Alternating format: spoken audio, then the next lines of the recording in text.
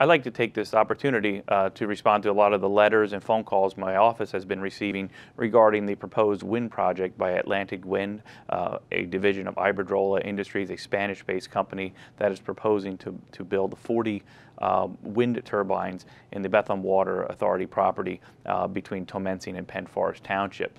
I myself have come out as opposed to this proposal, as I believe it would negatively impact the residents in that area, and also the fact that they are getting federal subsidies, and this is a foreign company that's receiving federal tax dollars to move forward with this project. I've sent a letter to DCNR asking them to deny any kind of access or right-of-way across our precious state forest lands in the area for this project. I think it's important to note that, in certain parts of the country, in certain areas, wind can be a good source of renewable energies, and we want to obviously move forward with that. But I think we need to look at how we're spending these federal dollars, and the fact that foreign entities are receiving a lot of this money and putting these projects up. And when you have a community such as Carbon County, which is very dependent on tourism, it's our #1 industry. We have 3 wonderful ski resorts.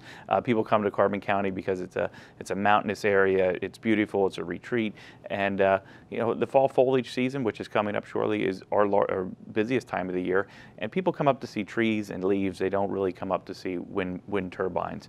I support the residents throughout Penn Forest and Tomensing Township that have banded together. They've raised money and hired an attorney to represent them at the zoning hearing board. And some of the testimony that we've seen thus far through those zoning hearings is very questionable. I really question whether Iberdrola and Atlantic Wind had done the necessary studies. We do know that there's bald eagles in that area. There's the northern long-eared bat, which is on the endangered species list in that area, and we're really talking about destroying hundreds and hundreds of acres of forest land to put these wind turbines in.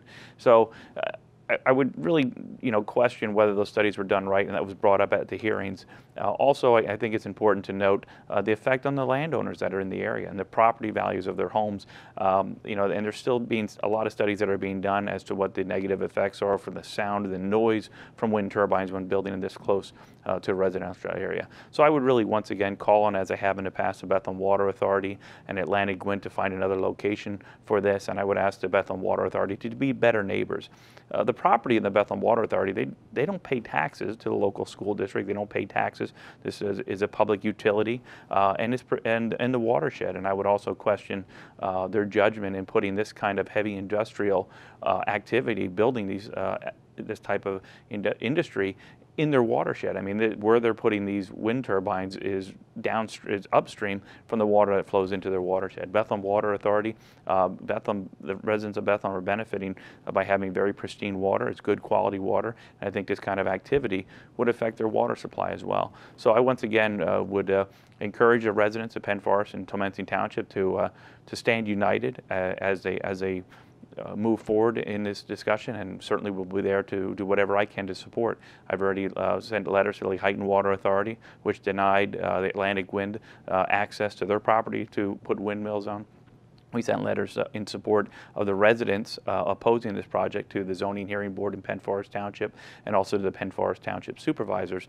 And as we move forward, I would just hope there would be an open and honest discussion about this project and how it would negatively impact the residents in Carbon County. And I'm going to stand up for those residents and do all that I can on their behalf to ensure that this project doesn't go forward.